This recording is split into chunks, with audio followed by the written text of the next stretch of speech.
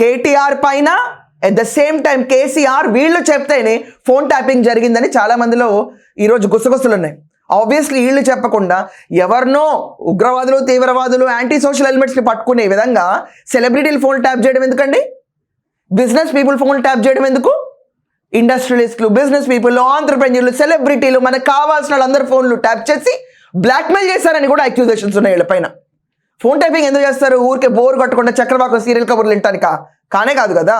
వాళ్ళు ఏం మాట్లాడుకుంటున్నారు, వాళ్ళ ట్రాన్సాక్షన్స్ ఏమేమి మాట్లాడుకుంటున్నారు, వాళ్ళ ఇంటర్నల్ సీక్రెట్స్ ఏంటి, ఎక్కడన్నా ప్రతి ఒక్కరికి ఒక మిస్డూయింగ్ ఉంటుంది, ఎక్కడ ఒక వీక్నెస్ పాయింట్ ఉంటుంది. ఆ వీక్నెస్ పాయింట్ని పట్టుకొని వాటి గురించి బ్లాక్మెయిల్ చేశారని ఆరోపణలు కూడా బీఆర్ఎస్ పార్టీ పైన ఉన్నాయి. దాంట్లో ఫోన్ ట్యాపింగ్ ఎవరు చెప్తే జరిగింది? అకార్డింగ్ టు ప్రభాకర్ రావు పైన అధికారులు చెప్తేనే మేము చేస్తామన్నారు. అదంతా కాకుండా ఇంకా చాలా ఇన్వెస్టిగేషన్ మాడ్యూల్స్ వెళ్ళినాయి. ఆ ఇన్వెస్టిగేషన్ మాడ్యూల్స్లో తీసిన ఇన్ఫర్మేషన్ ప్రకారం కేసీఆర్ కేటీఆర్ రోల్ ఎక్కువగా ఉందని చెప్పి SIT they want them to come. So KCR పేరు ఇంకా వాళ్ళు మెన్షన్ చేయలేదు, బట్ రైట్ నౌ కేటీఆర్కి అయితే చాలా ఇన్వాల్వ్మెంట్ ఉంది అని చెప్పి పేపర్లు గొల్లుమంటాయి. ఈరోజు మనం చూసుకుంటే అన్ని న్యూస్ పేపర్లో హెడ్డింగ్ ఇదే, రండి రండి రండి కేటీఆర్ రండి అని. అలా ఉంది.